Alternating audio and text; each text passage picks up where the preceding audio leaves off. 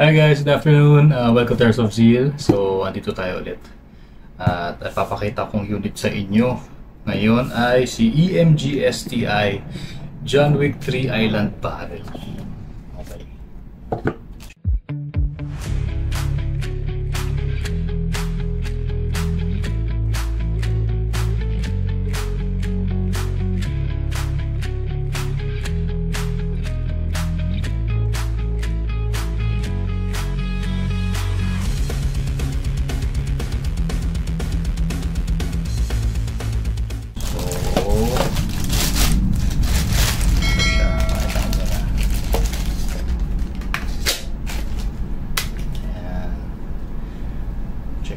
Details ulit kung gaano kaganda, oh. Grabe, oh. Diba? Ganda niyan. Oh, ito ang order ni Sir Elvin Amigable ng Dingle, Iloilo. So sa mga taga Dingle, Iloilo, shoutout sa inyo lahat. At kung napapanood nyo tong unit ni Sir Elvin,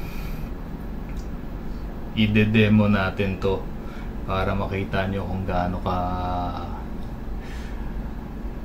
astig, kung gaano kaganda to, at saka kung gaano kalakas din. Okay, so order din pala si sir ng extra magazine. Ayan.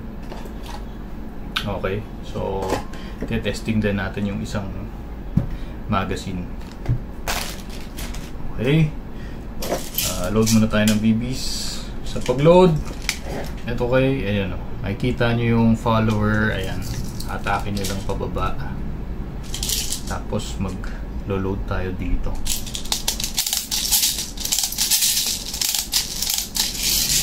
Okay, and load na rin natin yung extra magazine.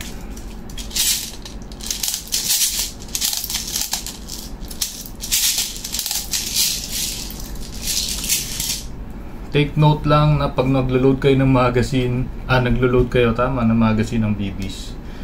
Ayan, o. So, hahatakin yan, diba? So, dapat maingat na hindi nyo mabibitawan to dahil makikita nyo naman may spring siya. So, pag napitawan nyo, itong follower, tatama siya dito sa lip. Chances na mangyari, either mabasag yung follower, or kung may BBs na nasa loob, pwede mabasag yung lip. Okay, so ingat. Load tayo ng gas. So pag load ng gas, ayan, upside down, kasi makikita nyo may liquid sa loob to, so dapat para makargahan nyo ng maayos yung magazine, upside down.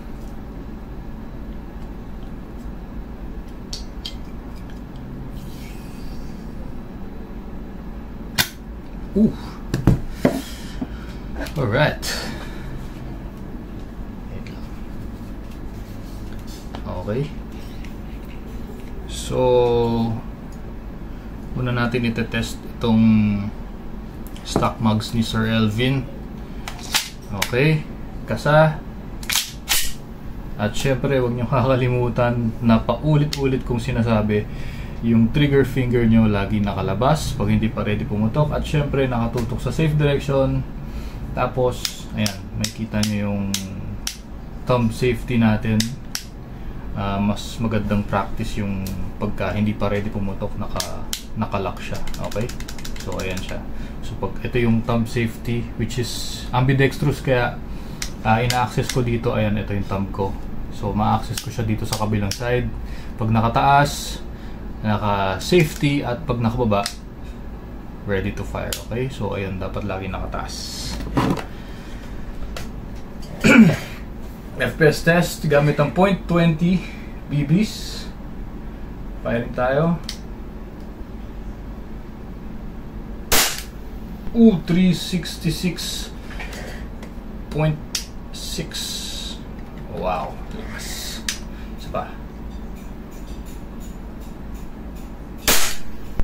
365. Palas. 363.3. Ayan, so blowback test. Okay, firing.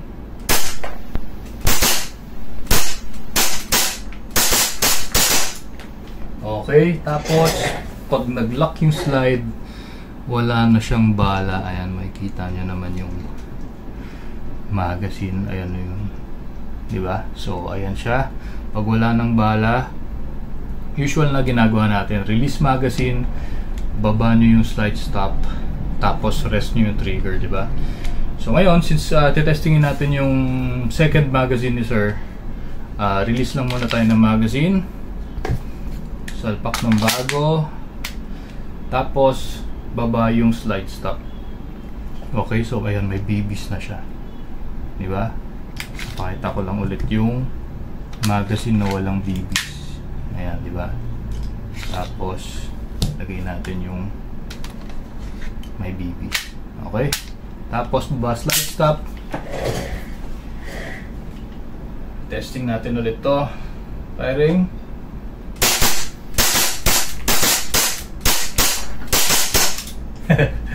Okay, so ayan, lock na yung slide nya, wala nang bala ulit.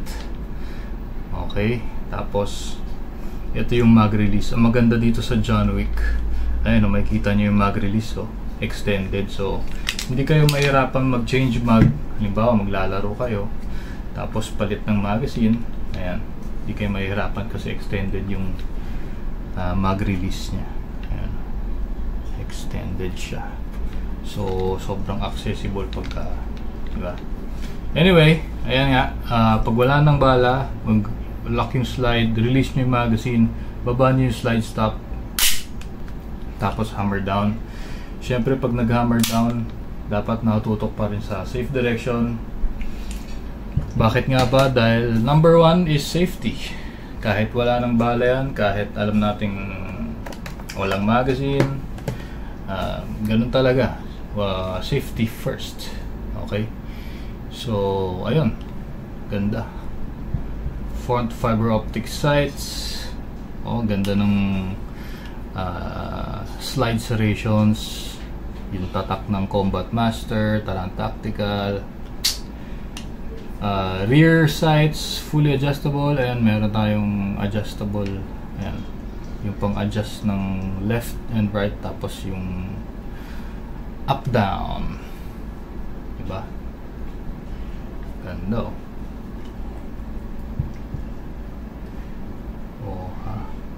Ganda yan, diba? Okay, so Sir Elvin, sigurado mag-e-enjoy ka dito sa unit mo dahil napaka-pogi nito, diba? Last but not the least pala guys, shout out to Rasa Team Iloilo Airsoft. I believe team ni Sir Elvin Amigable yan.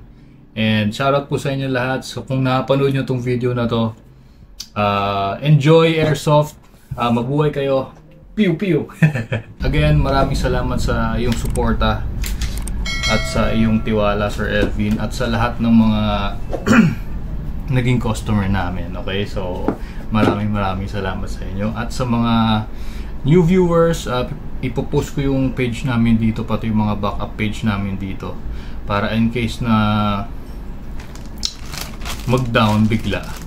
At alam naman natin si Facebook stricto, so at least meron tayong contact pa rin. Okay, so ayun nga, maraming salamat and see you on the next one. Bye bye.